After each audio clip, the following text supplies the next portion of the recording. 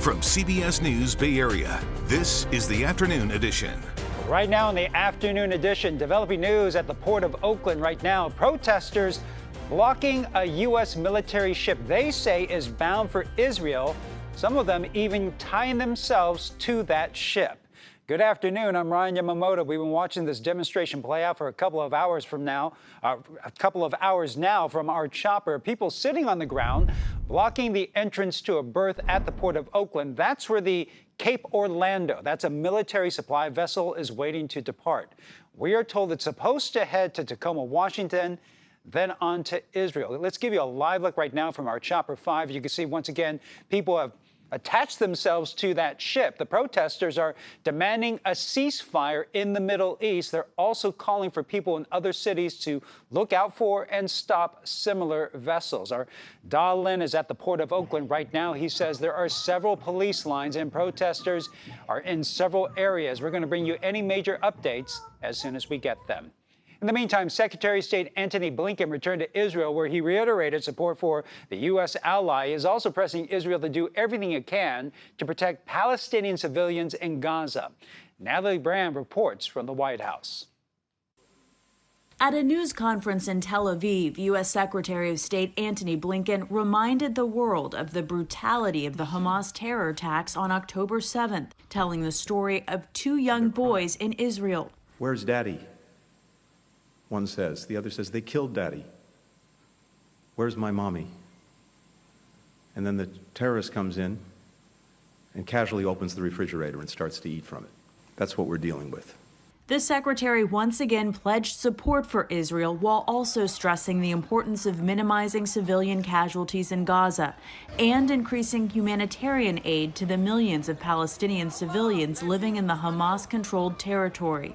We need to do more to protect Palestinian civilians. The diplomatic trip comes as Israeli airstrikes continue, leaving Palestinians to dig through the rubble to find survivors. Israel's military says it has encircled Gaza City, and the IDF released footage of what it says are its soldiers uncovering Hamas tunnels. Secretary Blinken says a focus of his trip is to prevent the war from growing into a wider regional conflict, even as the head of Hezbollah, the Iran-backed militia in Lebanon, threatens escalation. Israel says civilians in the north of the country were injured in a rocket attack from Lebanon. It responded by targeting Hezbollah infrastructure. And the leader of Hezbollah said today the group is undeterred by American warnings and all options do remain on the table. Well, a California man just managed to help his mother get out of that war zone. He was visiting family in Gaza when Hamas attacked Israel. He says she hid with dozens of others, rationing food and water.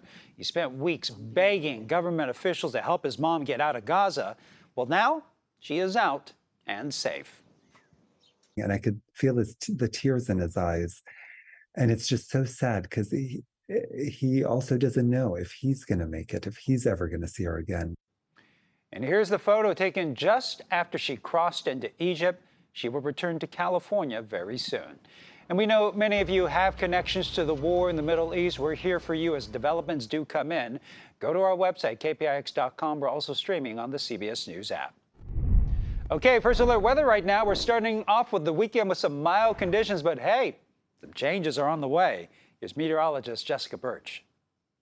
Now, heading into this weekend, temperatures are going to cool down drastically. We're talking about 60s in the forecast around the corner, but today it's Friday. As we kick off this weekend, we're sitting about 5 to 10 degrees above average in the 80s in the Santa Clara Valley. We woke up to some hazy conditions in the Santa Clara Valley with all that smoke, but the air quality will improve heading into this weekend while we have some showers just off in the distance as early as Saturday heading into Sunday. Now, those showers won't amount to much, but they will cool us off a lot as we head into this weekend's forecast. So daytime highs today up in the North Bay sitting in the 80s. We'll see 60s by next week. Well, members of the union representing staff in the San Francisco Unified School District begin voting on a new contract today. It includes a $9,000 salary raise for certified educators in their first year and then a 5% increase in their second year. Other educators will get at least $30 an hour or an 8% increase in their first year. Substitute teachers will also get a pay raise. That two-year deal would be retroactive from July 1st of this summer into the summer of 2025. The voting period ends on Wednesday with the results announced the following day. United Educators of San Francisco, representing 6,400 teachers, nurses, social workers, and other staff members. FTX founder, Bay Area native Sam Bankman-Fried has been convicted of fraud and conspiracy. The 31-year-old billionaire is accused of cheating cryptocurrency investors out of at least $10 billion. He faces up to 110 years in prison. Heads up for East Bay drivers 680 southbound between the 580 connector in Pleasanton and Highway 84 in Sunol. That will be shut down through the weekend. The closure starts tonight at 9. It's scheduled to end at 4 a.m. on Monday. Crews will repave to give drivers a smoother ride. And whether you've ridden BART recently or heard the complaints from other riders, most people know the transit agency has been facing some serious issues over the past few years. One complaint, cleanliness, or what some say is the lack thereof. So BART is doing some regular deep cleanings of their train cars. Wilson Walker gives us a look at how that's all done.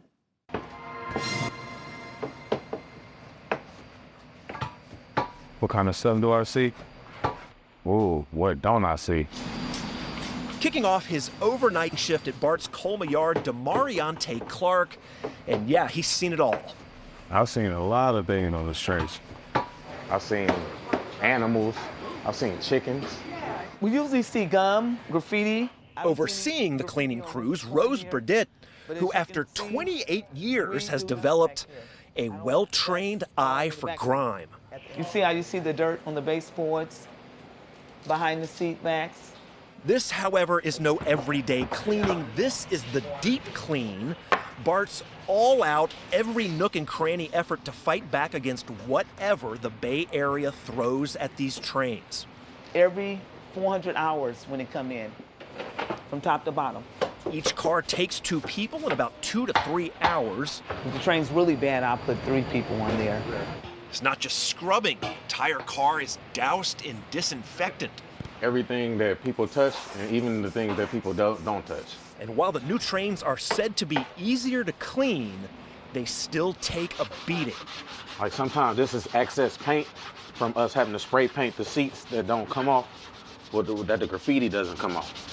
This is, of course, not the only cleaning your train gets. They're swept out a couple times during the day.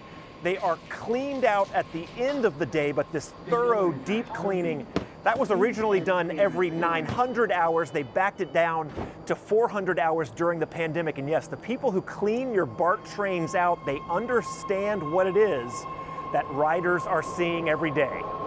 I know sometimes I get on the train, if there's a dirty seat, I won't sit there. Does it drive you crazy when you see people throw trash? I see people throw trash, and because I am a customer at that time, I'm not at work, I'm on my way into work, I just have to watch them. You know, there's nothing you can really do until I make a call and I have someone board that train to please take care of that ice cream. But I know it's tough on the customer, it's hard on the customer, and that's why we're doing everything we can. You never know what you're getting with a train. Only thing you know is the ending result. You're gonna get a clean train. And so every night, a handful of cars get the full treatment no matter what they bring in before heading back out into the wild for the next 400 hours.